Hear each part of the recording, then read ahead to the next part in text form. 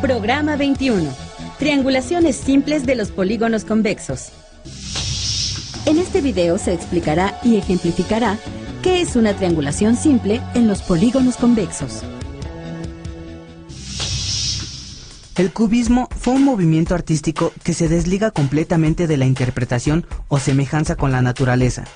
La expresión de las obras se da a partir de la descomposición de las imágenes en sus partes básicas. Así, un objeto puede ser visto desde diferentes puntos de vista. Las formas geométricas que invaden las composiciones simplifican las imágenes a través de cubos, cilindros, esferas, cuadrados, triángulos, trapecios. Uno de sus principales exponentes fue el pintor español Pablo Picasso. Veamos esta pintura realizada por él. En esta imagen, ¿cuántas figuras geométricas puedes ver? Centremos nuestra mirada en los polígonos que aparecen. ¿Qué cosas tienen en común estas figuras? Observa cómo son sus ángulos y sus lados. Recordemos que cuando la longitud de los lados de un polígono es la misma y todos sus ángulos tienen la misma medida, este se llama regular, y en caso contrario es irregular. ¿Qué diferencias notas? Observa bien sus ángulos y cómo están acomodados los lados. Si dos o más lados de un polígono se intersecan, se dice que es cruzado. También puede suceder que alguno de los ángulos internos de un polígono mida más de 180 grados. En este caso, el polígono se llama cóncavo. Como vimos, hay distintos tipos de polígonos.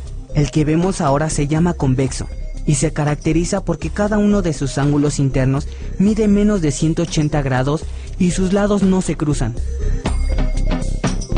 Un polígono se puede descomponer en figuras más sencillas, por ejemplo, cuadrados, rectángulos, triángulos y rombos, para obtener indirectamente el área o la medida de sus ángulos. Cuando se descompone solo usando triángulos, diremos que se trata de una triangulación. Hay muchas formas de triangular un polígono y de calcular el área. Pero, ¿cuál triangulación resultaría más útil para calcular la suma de los ángulos de un polígono? Ilustremos distintos tipos de triangulaciones y discutamos por qué es útil triangular un polígono. Por ejemplo, en este pentágono irregular se hicieron dos triangulaciones distintas. En ambas, los triángulos comparten sus ángulos con los ángulos del pentágono. Veamos algunas diferencias.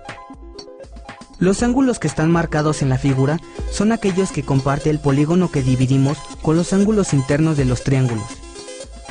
Y estos que se marcan ahora solo son de los triángulos y ninguno de ellos del polígono. Veamos ahora esta otra forma de triangular un polígono.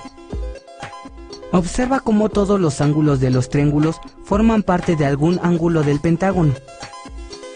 Esto se conoce como triangulación simple, la cual se caracteriza porque la suma de los ángulos internos de los triángulos resultantes es igual a la suma de los ángulos internos del polígono triangulado.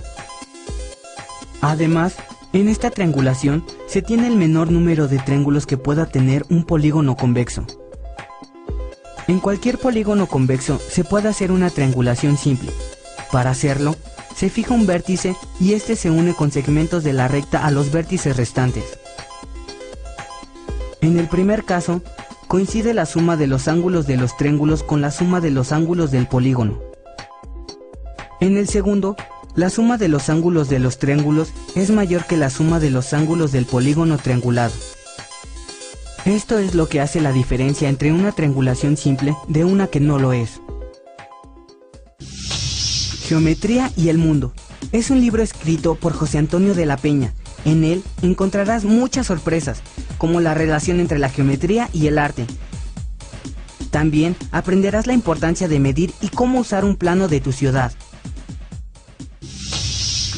Hemos observado algunas características y diferencias de los polígonos regulares, irregulares,